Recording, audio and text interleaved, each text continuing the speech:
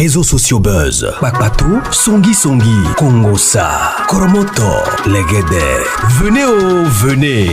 Venez vous informer en temps réel. Écoutez les critiques, les analyses avec Maman Buzz sur réseaux sociaux buzz. Ici, pas de critiques stériles, ni tête ni queue, pas de polémique. Maman réseau, Maman Buzz de tout le monde est là. Maman Buzz sur réseaux sociaux buzz et Lengue Zangali Passa. Le goût qui n'a pas de concurrent. Bonjour, Ivoirien, Ivoirienne. Je viens par cette vidéo. Coach Amonchi, je viens te répondre à ta vidéo que tu as fait, je ne sais pas si c'est avant-hier ou bien quand là, soit en disant que le monde, ici en bas, sur cette terre ici, il y a l'enfer et le paradis. Moi, je suis d'accord avec toi. Je viens te dire, je suis d'accord. Comme toi, tu es au paradis dans ce monde ici bas là. Et moi, je suis à l'enfer là. Mon enfer là, toi et moi, on va partager. Tu vas goûter ça aussi. Je vais t'habiller, moi, mon enfer. Nous deux, on va manger. Nous deux, on va goûter l'enfer que moi, je suis dedans là. L'enfer que toi, ton petit dieu menteur, ton diable ami là, je vais te vendre ça. Je vais t'habiller avec ça. Je vais te donner ça aussi. Tu vas goûter. Tu m'as compris?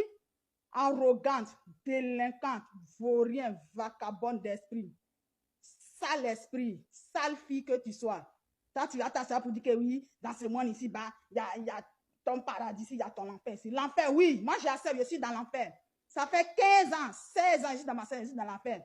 Mon enfer là, comme tu es rentré, tu as porté ma chaussure là. Je vais t'habiller avec ça, tu vas goûter l'enfer que moi je suis dedans. Tu m'as compris? De n'importe quoi. Et tu as le sac quand même. Tu fais quoi avec ça?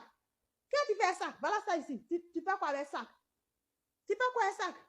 Vous êtes là, vous ne faites que vous réincarner. Voilà, moi j'ai mis pour moi sur ma tête. Vous ne faites que vous réincarner avec ça, quoi. De n'importe quoi. D'autres portent rouges, d'autres portent verts, d'autres portent blancs. On s'habille le corps. Tu portes t'habiller pour rendre le corps chose, pour embellir ton corps, pas pour attaquer quelqu'un. On porte t'habiller pour se faire plaisir, pas pour attaquer quelqu'un. L'enfer là, toi tu vas goûter aussi. Pour moi que je suis dedans, je vais te faire goûter. Et je te jure, sur la tombe de ma mère qui est morte, il y a plus de 35 ans. Et tu vas goûter cet enfer-là avec moi. Je vais te mettre sur les roulettes. Nous devons manger ça ensemble. Tu m'as compris? De n'importe quoi, vagabonde, délinquante. Tu ne fais que t'habiller. Et puis ce qui m'énerve même là, ce qui m'énerve là, tu collectes l'argent des gens, 5 francs, 10 francs, et puis tu t'habilles. Arrogante. Ça, c'est de l'arrogance. Va travailler aussi comme eux. Ça m'énerve parce que tu ne donnes pas de bons conseils aux gens. Tu ne donnes pas de bons conseils. Tu n'as même pas rien à donner aux gens. Ça ne nous arrange pas. Tu fais de n'importe quoi. Donne de bons conseils aux gens. Quand tu poses quelqu'un, tu réponds. Quel conseil tu donnes? Oui, n'ayez pas simple compte avec votre mari, ceci, cela. Je reviens à ça. Moi, je n'ai pas le temps. Je reviens à ça. Je reviens. J'ai tout enregistré. Je vais lire et puis je vais revenir à ça. Mais je vais répondre seulement à l'enfer là. Tu vas goûter cet enfer là avec moi à mon chi. Dis chimay nyamle ou bien quoi. Tu vas manger ça aussi. Je vais mettre dans ta bouche. Je vais te faire manger ça. Je te jure, tu vas manger. Chienne vagabonde, délinquante, arrogante, villageoise, qui est devenue belle, qui ne s'entendait pas être belle. Et puis, elle est devenue belle. Donc, pour elle, la vie, ça s'arrête là. Fais attention, hein. Méfie-toi, il bête, ma fille. Bonjour, Ivoirien et Ivoirienne. Je reviens encore sur... J'ai parlé et puis ma cassette, c'est moi, j'ai coupé la cassette. J'ai coupé la vidéo. J'ai parlé sur le compte commun qu'elle a dit. C'est bel et bien beau d'avoir un compte séparé, mais ça dépend. Ça dépend de la confiance de ton mari. Et si ton mari fait un bon travail, et puis vous allez avoir un compte séparé. Maintenant, le peu que toi tu fais là, lui va prendre son compte pour aller chercher, pour aller faire la débo, pour aller faire de n'importe quoi. Parce qu'il va dire que oui, que comme ton compte, tu as séparé les comptes, donc il faut faire les débats. Il y a des hommes comme ça. Mais quand tu as un compte, quand ton mari, ça dépend, j'ai dit ça dépend de la confiance. Si moi j'ai confiance à mon mari, mais en mettant compte commun là, tu peux contrôler, tu peux gérer le compte qui est là, tu peux contrôler.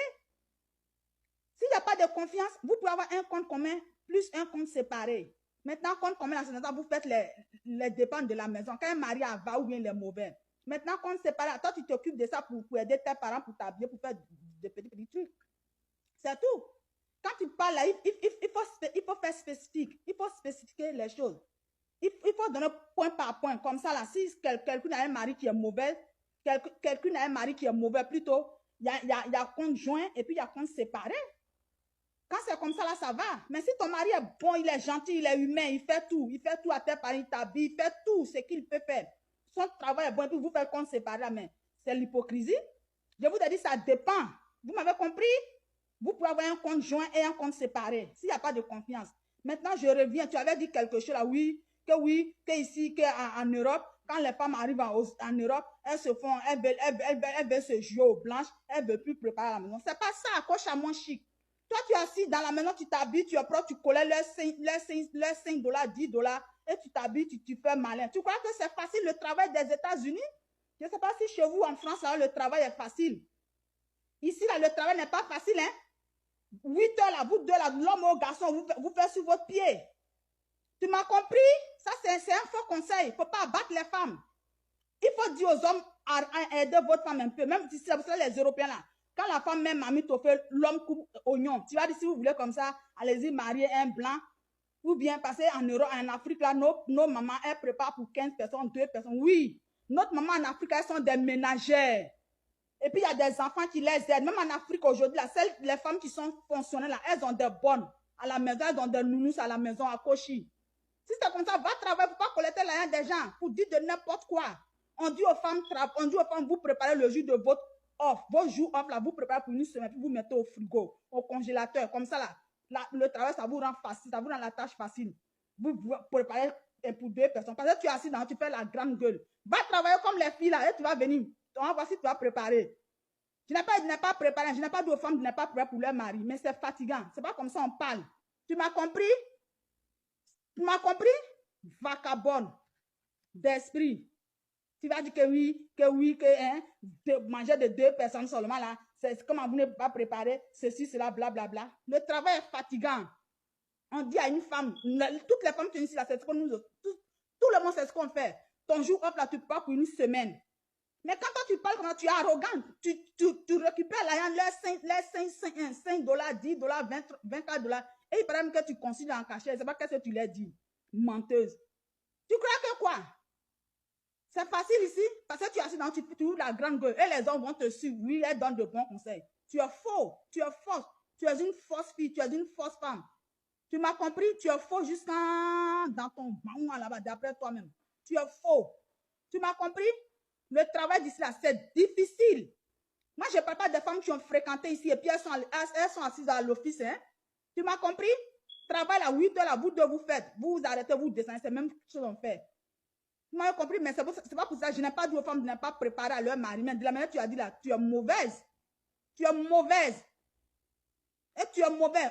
Mes parents, quand elles montent son sac là, elles collectent votre argent. Tu es mauvaise. Mauvaise femme. Ce n'est pas le conseil là que tu dois donner aux gens. Il faut mettre les points sur les i. Il faut dire la vérité.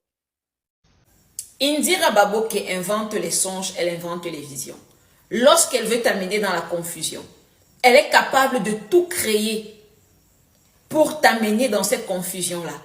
Je ne parle pas avec radicalité sur ce cas parce que j'ai un problème particulier. Non, ce sont les dégâts qu'elle cause, les vies qui sont détruites derrière. Vous voulez qu'on voit le diable agir, on ne parle pas. Vous voulez qu'on voit le diable s'accaparer d'une destinée que Dieu est capable d'élever pour transformer des personnes. On doit se taire, on doit faire comme vous, comme si on n'a pas vu. Non mais arrêtez un peu. Arrêtez, je vais continuer de parler avec radicalité. Vous voyez ce que ça cause?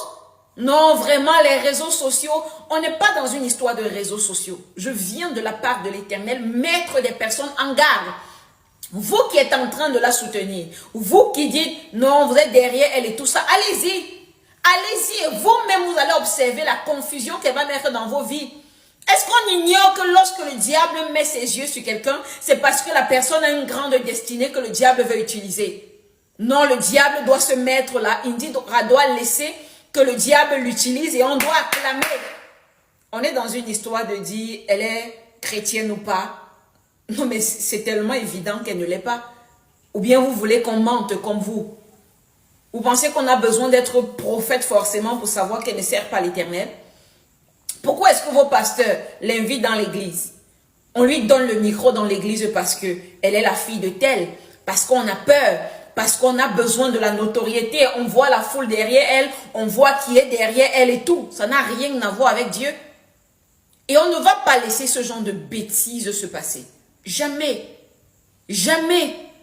Nous sommes dans un pays qui a assez de problèmes comme ça pour laisser la confusion diabolique augmenter et grandir. Si vous l'aimez, priez pour elle. Mettez les genoux au sol et vous priez pour elle. Vous priez, vous là, vous priez. Vous êtes capable de mettre les genoux au sol pour sa vie, pour sa destinée. Non, vous prenez plaisir dans la destruction. Et il faut que les serviteurs de Dieu viennent vous accompagner. Jamais que vos serviteurs de Dieu fassent ça, mais pas moi. Moi, j'ai rencontré Dieu physiquement dans le corps d'une femme. Et je tiens à parler de ça. Parce que j'ai vu plusieurs serviteurs de Dieu se lever pour dire non, le trésor est Jézabel, c'est un démon qui est venu pour la destruction. Vous n'avez plus dit que c'est Avatar et tout ça. Pourquoi aujourd'hui vous changez de bouche? Et ce qui est grave, c'est que j'ai vu parmi vous, un pasteur parmi vous dont je vais taire le nom, qui était lui-même dépassé de vos propos et se disait, ça l'arrange parce que s'il faudrait qu'on parle de ça, comment est-ce qu'un démon peut faire ce genre de choses? Comment quelqu'un qui n'est pas de Dieu, un esprit qui n'honore pas Dieu peut faire ce genre de choses? Laissez-moi vous dire une chose. Si le trésor est le diable, je vous conseille d'aller servir ce diable-là avec moi. Parce qu'il est impossible de me dire que tu es du trésor et de ne pas avoir l'approbation de Dieu dans ta vie. Vous savez ce que c'est que le trésor? Vous savez l'impact dans les vies. Allez regarder en esprit. Si vos pasteurs aujourd'hui veulent faire semblant d'être aveugles, nous on n'est pas aveugles. Vous êtes capable de voir le trône de Dieu au Cameroun. Vous êtes capable de voir le mont Cameroun qui va entrer en éruption. Vous êtes capable de voir un ensemble de choses. Mais subitement, c'est Dieu que vous ne voyez pas être physiquement au Cameroun dans un corps de femme. Les pasteurs se mettent en accord pour dire on ne va pas se lever pour attester. On ne va pas dire la vérité. On ne va pas la reconnaître. Hey! Depuis quand Dieu a besoin que son serviteur le reconnaisse? Lorsque tu reconnais Dieu, c'est pour le bien de qui? C'est pour le bien de Dieu ou bien pour ton bien? On a vu les patriarches qui sont arrivés à des endroits, ils ont reconnu que la présence de Dieu était là. Dieu leur a demandé de faire des sacrifices ou bien de bâtir des autels. Non, ils ont bâti des autels volontairement parce qu'ils reconnaissaient qu'il est de leur privilège de reconnaître la présence de Dieu. Vous pensez que Dieu a besoin de vous? Non, sérieusement, homme de Dieu. Dieu est Dieu par lui-même. Dieu vous a envoyé faire son œuvre. Aujourd'hui, vous pensez que Dieu sans vous ne peut pas agir? Vous avez mal lu la Bible. Retournez à la lecture de la Bible, s'il vous plaît. Retournez à la lecture de la Bible. Vous allez vous rendre compte que ce qui est en train de se passer est un piège monumental. Nous sommes dans une génération où, avec une facilité, vous défendez le faux. Il faut vous voir sur les réseaux sociaux. Le cas du Cameroun, ah non, vous êtes derrière le RDPC, ah non, vous êtes derrière des buveurs de sang, ah non, vous êtes derrière les membres du gouvernement. Mais quand Dieu arrive, vous trouvez la faute en Dieu. Mais vous ne trouvez pas la faute dans les méchants de la nation. Parce que vous avez besoin du réseautage. Vous avez besoin qu'on vous pistonne. Pasteur, corps de Christ, Camerounais, vous êtes piégés. Dieu est Mindira. Et il a le droit de la châtier. Si la créature de Dieu ne fait pas sa volonté, il la châtie comme il veut. Et vous vous taisez. Parce que la parole de Dieu, c'est oui et amen. On ne négocie pas pour prophétiser. Vous pensez qu'on va venir faire même bouche pour venir dire les mêmes saletés? Jamais. Vous n'allez pas me retrouver dans vos bêtises-là. Vous n'allez pas me retrouver dans ces bêtises. J'ai vu Dieu et je vais l'attester. De jour comme de nuit. Ne vous levez pas pour dire la vérité. Est-ce que vous savez même que des enfants sont en train d'attester de cette vérité-là? Le Seigneur Jésus a dit une chose que vous n'avez pas pris en considération, homme de Dieu. Si les hommes n'adorent pas le maître de l'univers, les pierres vont se lever, l'adorer pour attester de qui il est. Vous serez très surpris de qui sont ceux qui vont se lever pour attester de la vérité. La Bible dit, laissez le bon grain et l'ivraie grandir. Parce que c'est au jour de la moisson qu'on saura qui est qui. Parfois, tu lis des versets de la Bible, tu crains, tu dis, mais comment la Bible déclare qu'à la fin des temps, des hommes de Dieu vont venir dire, on a fait ceci en ton nom. Dieu va dire, éloignez-vous de moi, vous qui pratiquez l'iniquité. Mais dans cette génération, ce passage est compréhensible. Parce que les hommes de Dieu sont dans le réseautage. Les hommes de Dieu cherchent l'affinité. Les hommes de Dieu cherchent l'approbation des buveurs de sang. Et ça me fait craindre.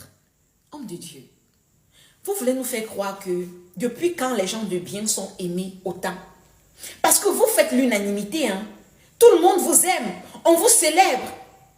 La Bible déclare que celui qui voudra vivre pieusement sera persécuté.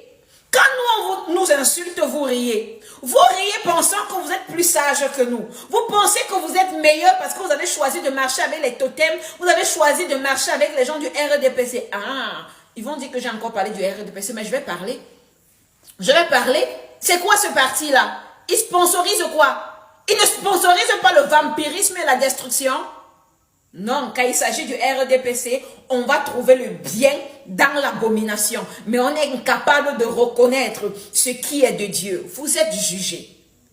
Dieu est Dieu par lui-même. Et ce qu'il a l'intention de faire au Cameroun, prophète, je crains pour vos vies.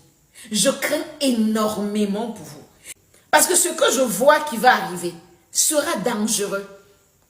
La foule là qui est derrière vous va vous lapider. Je parle sérieusement, on va vous viser les cailloux, on va vous tuer.